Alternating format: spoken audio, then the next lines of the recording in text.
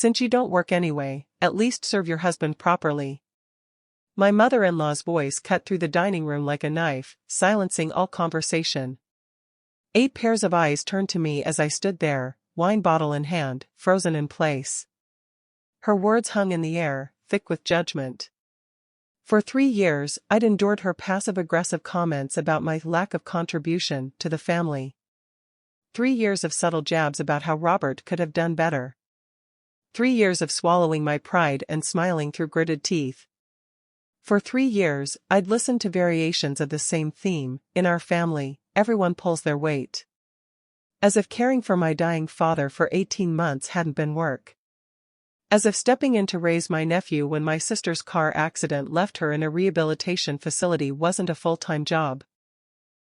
As if the countless hours I spent managing the Hamilton household, coordinating their social calendar, and making sure Robert had freshly pressed shirts and home-cooked meals somehow didn't count. In Margaret Hamilton's eyes, if it didn't come with a paycheck and a corner office, it wasn't work. And I, Emily Chen, formerly a rising marketing associate at Pritchard & Associates before family tragedy struck, was nothing but a burden, a disappointing addition to their prestigious family tree. "Emily doesn't understand our family standards," she'd told Robert loudly at their Christmas gathering last year, pretending I couldn't hear from the kitchen where I was arranging her favorite imported cheeses on an antique platter. "When I married your father, I balanced a career and family responsibilities. Some women simply lack ambition." Robert had changed the subject, as he always did. Never defending me, never challenging his mother. Just smoothing things over, keeping the peace. I'd told myself it was because he respected his parents. Now I understood it was because he was hiding something far worse than his mother's disapproval. But today would be different. I carefully set the wine bottle down on the mahogany table, making sure not to spill a drop on Margaret's precious lace tablecloth. My hands weren't even shaking anymore. The phone in my pocket felt heavy, like it was pulling me toward the ground with the weight of what it contained. "You're right, Margaret," I said, my voice steadier than I expected. "I should serve Robert properly. And I think it's time I did." I pulled out my phone and unlocked it, feeling a strange calmness wash over me. The dining room suddenly felt too quiet, too still. Robert shifted uncomfortably in his chair, probably thinking this was just another moment of me trying to appease his mother. He had no idea. None of them did. The first message I found was innocent enough. 3 months ago, a text from Robert's sister, Elise. *, can you meet me at the cafe near my office tomorrow? Need to talk. *. I hadn't been snooping. Robert had asked me to order takeout from his phone while he was in the shower. The notification had simply popped up, and something about it, the urgency, perhaps, had caught my attention. I'd thought nothing of it at first. Elise and Robert had always been close, the darling children of the prestigious Hamilton family. Elise, the successful architect with the perfect husband, and Robert, the rising investment banker who had somehow ended up with me. The woman who had given up her budding career in marketing to care for her dying father and then her young nephew after my sister's accident. The woman who didn't work anyway. I remember the day I made that choice. Dad's cancer diagnosis had come suddenly, stage 4 pancreatic, 6 months to live at best. I was just 26, 2 years into my marketing career, finally finding my footing. My supervisor had been sympathetic but firm.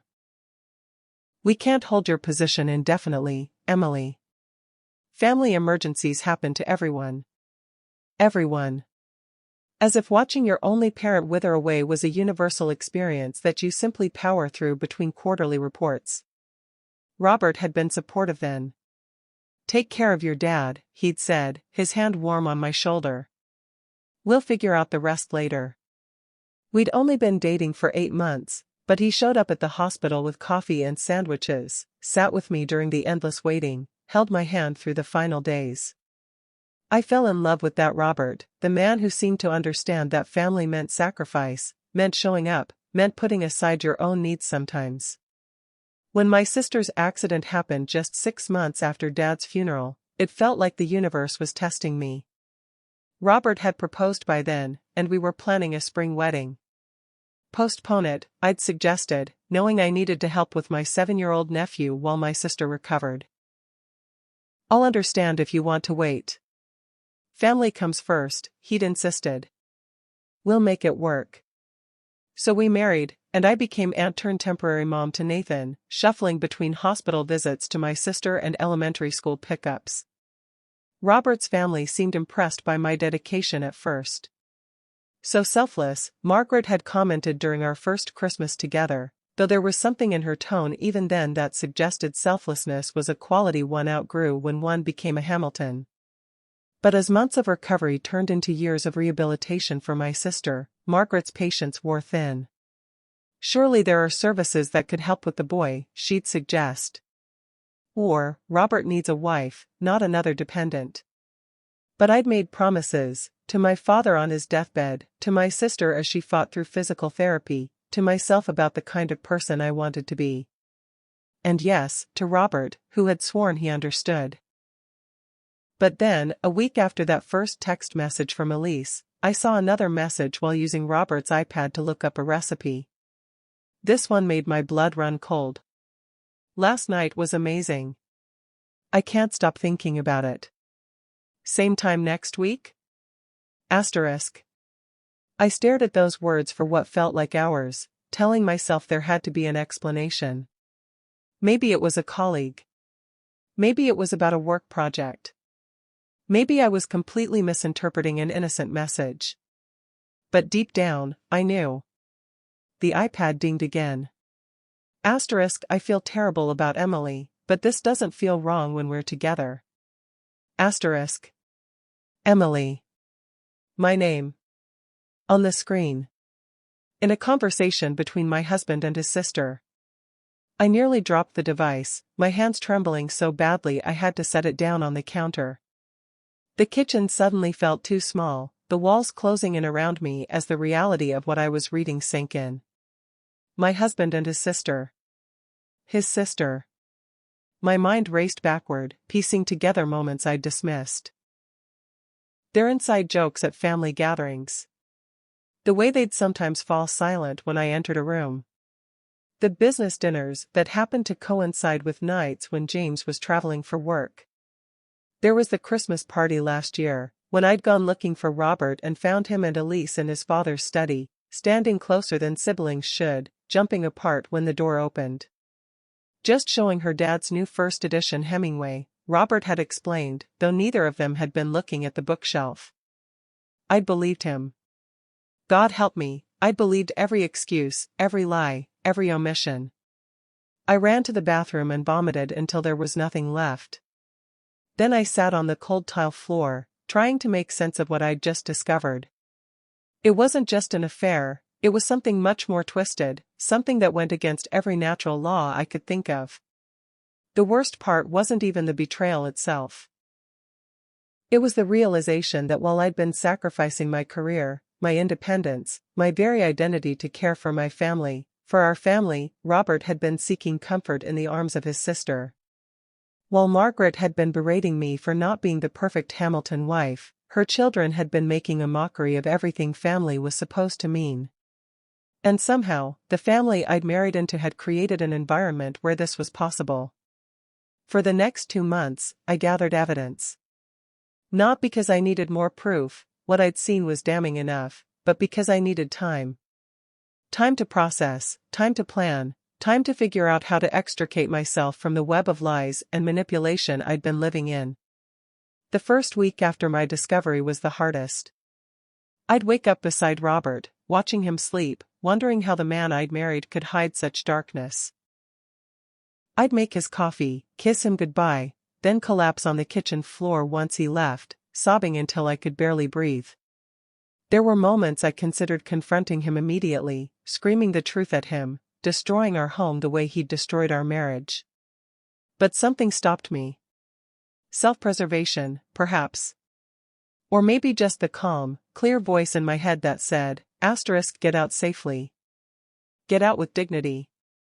But first, get smart, so I became a detective in my own home. I created a separate email account and forwarded myself screenshots of their conversations. I noted the patterns of Robert's late nights at the office and how they coincided with Elise's husband's business trips. I cataloged the calls between them, the unexplained expenses on our credit card statements, the weekends when Elise was working on a big project while James visited his parents alone. I even followed Robert once, something I never imagined doing. I told him I was taking Nathan to a science museum, then left my nephew with a trusted friend instead. I sat in my car across from Robert's office building, watched him leave early, and trailed him to Elise's downtown apartment building. He entered using his own key. He didn't emerge until 4 hours later. I sat there the entire time, watching the building entrance, feeling nothing but a cold, detached curiosity. What did they talk about? Did they laugh about me? Did they plan a future together once they'd discarded their inconvenient spouses? Or was this purely physical, some twisted attraction that had festered in their too-close sibling relationship? Each discovery was a fresh wound, but I forced myself to document everything methodically. This wasn't just about my marriage anymore. This was about my survival. During those 2 months, I also began secret preparations to leave. I opened a bank account in my name only and slowly transferred small amounts from our joint savings. Not enough for Robert to notice, but enough to give me a cushion. I researched divorce attorneys, making calls from the library so they wouldn't appear on our phone bill. I contacted old colleagues, tentatively asking about job openings, explaining my interest in returning to the workforce now that my family situation had stabilized. I was surprised by how easily the lies came to me, how convincingly I could discuss future plans with Robert when I knew there would be no future. I suggested a vacation to the Bahamas next spring. I asked his opinion on remodeling the kitchen over the summer. I even sat through a dinner where he and his parents discussed which private preschools we should consider when you finally give us grandchildren. All the while, I maintained the facade. I cooked elaborate meals for Robert. I attended family functions. I endured Margaret's increasingly pointed comments about my childlessness, my unemployment, my perceived inadequacies as a wife. A real wife would have given Robert children by now, she'd said at a family brunch just 2 weeks ago, loud enough for everyone to hear. I'd smiled placidly, stirring my tea. We're focusing on our careers right now, I'd replied, the lie bitter on my tongue.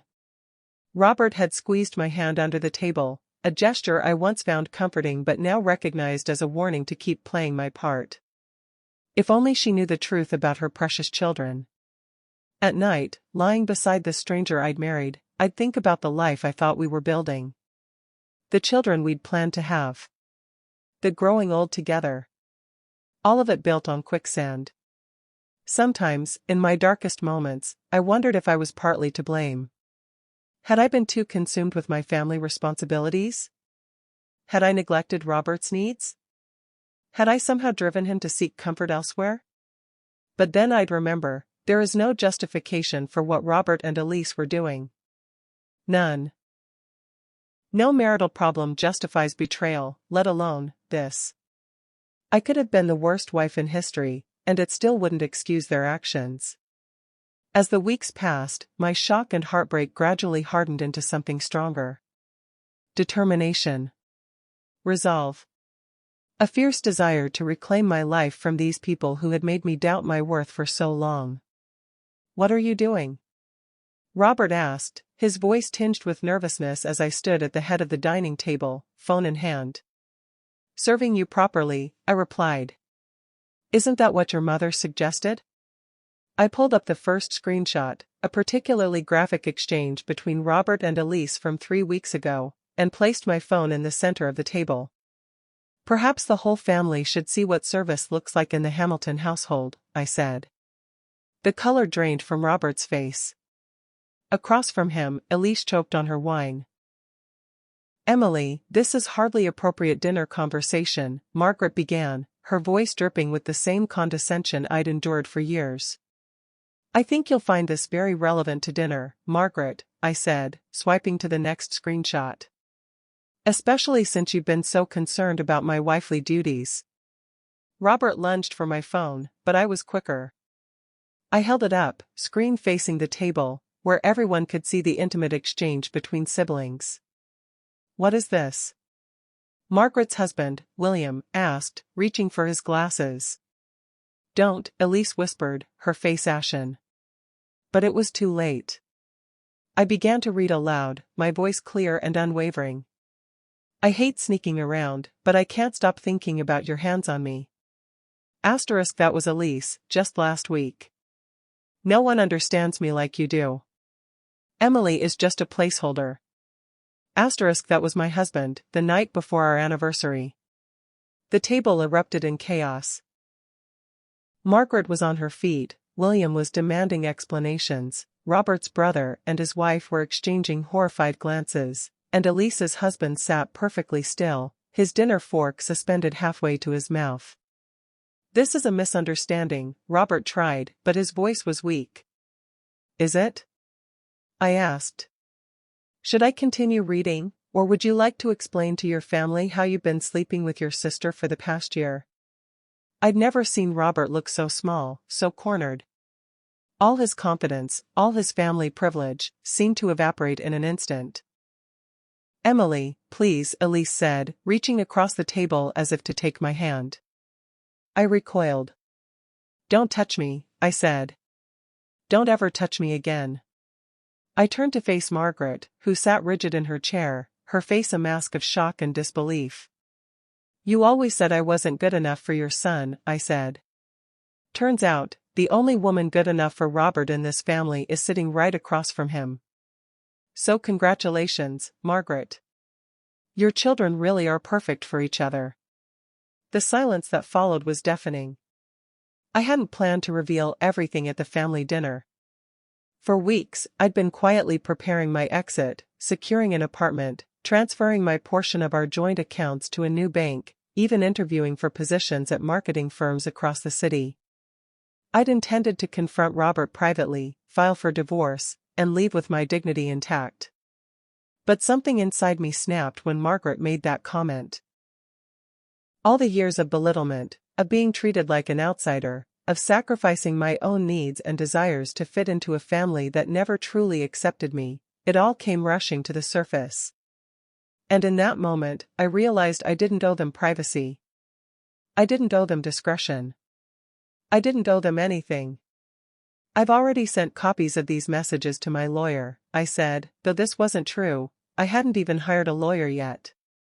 I'll be filing for divorce on Monday morning. Robert seemed to find his voice then. You can't do this, he said, an edge of panic in his tone. You have nowhere to go, no job, no money of your own. I smiled then, a genuine smile that felt foreign on my face after months of pretending. That's where you're wrong, I replied. I've been planning this moment for 2 months. I have an apartment leased in my name. I have job interviews lined up. I've already moved most of my personal belongings. This was mostly true. The apartment was small and barely furnished, and the job interviews were preliminary, but they were steps toward independence, steps I'd been too afraid to take until discovering Robert's betrayal had forced my hand. The locksmith is changing our house locks as we speak, I continued, another fabrication but one that clearly rattled Robert. You'll need to contact my attorney for access to retrieve your things. Margaret finally found her voice. This is slander, she hissed. You're destroying this family with these fabrications. I turned to her slowly. I've spent 3 years trying to be part of this family, Margaret. 3 years of bending over backward to please you, to be the daughter-in-law you wanted. But nothing was ever good enough, was it? Because deep down, you never thought I deserved Robert. I laughed then, the sound hollow and bitter. And you know what? You were right. I deserved better. I picked up my phone and slipped it back into my pocket. Then I removed my wedding ring, the Hamilton family heirloom that had always felt too heavy on my finger, and placed it next to the untouched dinner rolls. Consider this my formal resignation from my position as Robert's wife, I said. I'm sure you'll find someone else to serve him properly. Walking out of that dining room was the hardest and easiest thing I'd ever done. Hard because I was leaving behind the life I'd spent years building, easy because I finally understood that it had been built on lies. As I walked through the grand foyer with its marble floors and family portraits, generations of Hamiltons staring down at me with the same entitled expression Margaret wore, I felt a strange sense of peace washing over me. For the first time in years, I was making a choice entirely for myself. As I reached the front door, I heard footsteps behind me. I turned to find Elise's husband, James, standing in the hallway, his face a mask of controlled fury. "Tell me it's not true," he said, his voice barely above a whisper. I felt a pang of sympathy for him then. Another victim in the Hamilton family's web of deceit. James had always been kind to me, the only member of this family who treated me like an equal. A successful surgeon from a middle-class background, he'd never quite fit in with the Hamiltons either, though he'd been more adept at navigating their world than I had. "I'm sorry, James," I said simply. "Check her messages. Check the security footage from your building's lobby for the dates I've written down here." I handed him a folded piece of paper I'd prepared weeks ago but hadn't planned to use. He took it wordlessly, his hand trembling slightly. I watched as the full weight of understanding descended upon him, aging him before my eyes. "How long have you known?" he asked finally, his professional composure cracking. 2 months, I replied.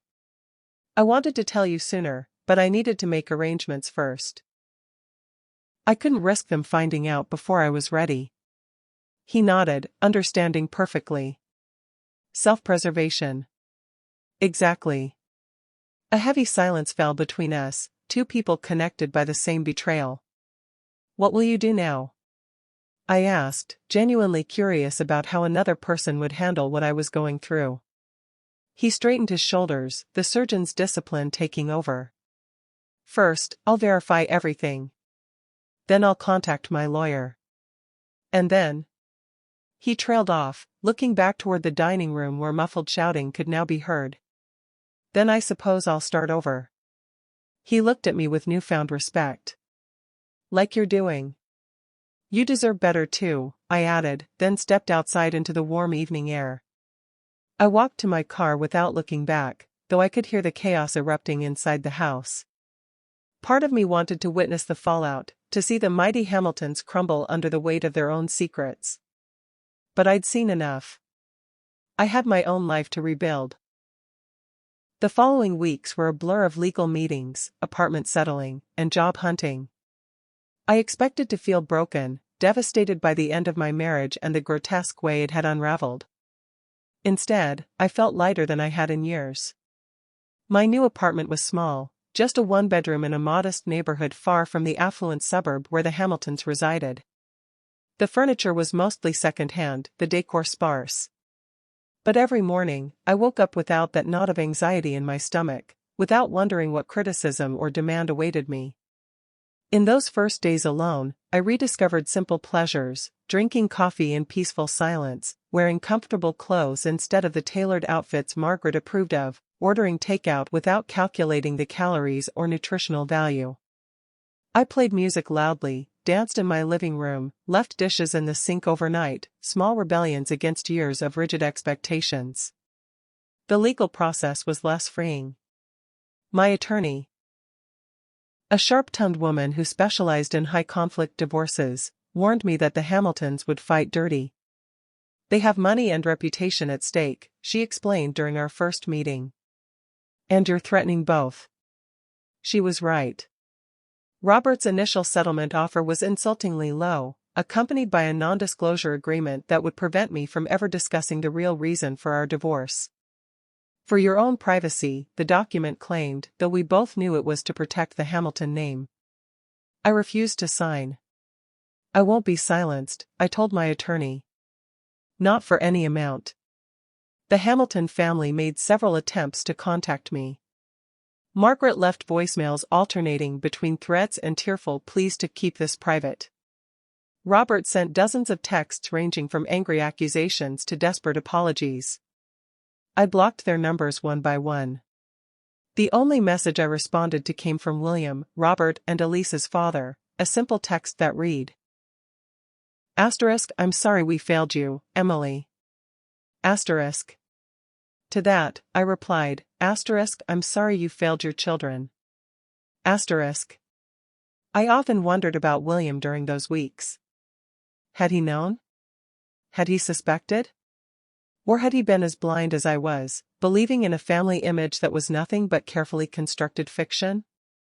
My sister called often, worried about me but also proud. *You're the strongest person I know,* she said one night as I described my job interviews and apartment decorating plans. *I always thought so, even when you didn't.* Nathan visited on weekends, bringing drawings for my refrigerator and stories about school. *Your apartment is small,* he observed during his first visit, with the blunt honesty of a 9-year-old.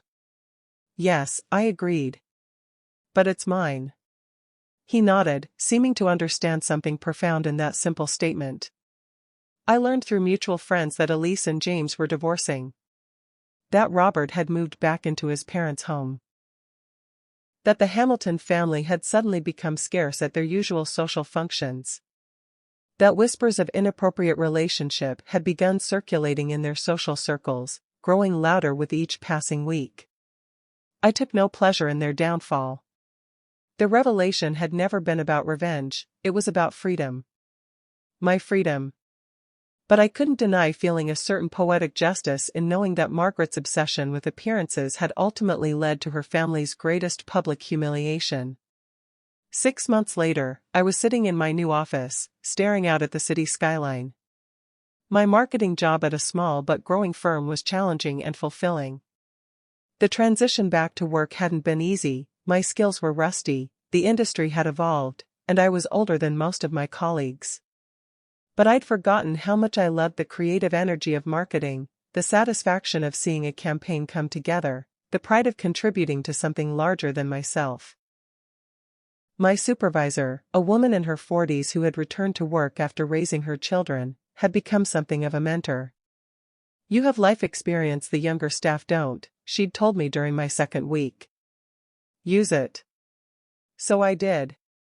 I brought my unique perspective to team meetings, drew on my experiences to connect with clients, stayed late to master new software programs. Slowly but surely, I was rebuilding my professional identity. My apartment, once sparse and temporary feeling, had become a true home filled with plants, books, and furniture I'd chosen myself. Each item represented a choice, my choice, from the blue velvet sofa that Margaret would have called impractical to the gallery wall of family photos that featured not a single Hamilton. The divorce had been finalized last month. Robert had eventually agreed to a fair settlement, likely more to end the process than out of any sense of decency. I'd used part of it to help my sister with Nathan's education fund and invested the rest.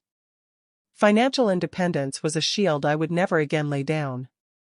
My phone buzzed with a text from my sister, who was finally able to care for her son again after years of rehabilitation. Nathan got an A on his science project. He says his Aunt Emily's help was the secret weapon. I smiled, thinking of the weekend spent with my nephew, helping him build his solar system model while talking about stars and planets and possibilities. Those were precious hours, made all the more meaningful now that they were chosen rather than obligatory.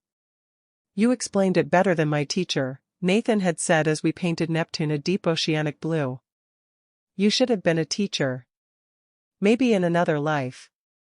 But in this one, I was rediscovering who Emily Chen was, not Emily Hamilton, not Robert's wife, not the woman who didn't work anyway, but me. Just me. My sister sent another text. He also says you seem happier now. Are you? I considered the question carefully. Was I happier? My life was certainly smaller now, smaller apartment, smaller salary, smaller social circle. But it was mine. Completely and authentically mine. I thought about the therapy sessions I'd started, the difficult work of untangling my self-worth from the Hamilton family's assessment of me. I thought about the friends who had rallied around me, some old colleagues, some neighbors, a book club I'd joined to fill my suddenly free evenings. None of them were from the social circle I'd occupied as Robert's wife. Those friends had disappeared along with my married name. I thought about the dinner I'd made myself last night, a simple pasta dish my father had taught me to cook when I was a teenager. I'd eaten it at my small kitchen table, reading a novel I'd chosen purely for pleasure, wearing comfortable clothes, answering to no one. It had been, in its own quiet way, perfect. My phone buzzed again. A notification from my dating app. I'd created a profile just a week ago, finally feeling ready to dip my toes back into that world. The man seemed nice enough, a high school English teacher, divorced, passionate about hiking and independent films. Under different circumstances, I might have been intrigued. But as I looked at his smiling profile photo, I realized I wasn't quite ready after all. The thought of explaining my story to someone new, of trusting another person with my heart, still felt overwhelming. I ignored the notification for now. There was no rush. I was enjoying my own company, learning to trust my instincts again, rediscovering the woman I'd been before I became Mrs. Hamilton. Yes, I texted back to my sister. I'm happier now. I'm serving myself. And it was true. For the first time in years, perhaps for the first time ever, I was putting myself first. My needs. My goals. My healing. It wasn't selfish, it was necessary. It was survival. I set my phone down and turned back to my computer, where a presentation for tomorrow's client meeting awaited my final review. Work that mattered. Work that earned me respect. Work that was recognized and valued. Outside my window, the city glittered in the early evening light. Thousands of lives unfolding, thousands of stories being written. Mine was just one among many, neither more nor less important than the others. There was something comforting in that anonymity, that ordinariness. I was no longer a Hamilton. I was just Emily. And that was more than enough. Sometimes I think about that dinner, about the moment when everything changed. I think about Margaret's face when she realized what her children had done. I think about Robert's pathetic attempts to deny the undeniable.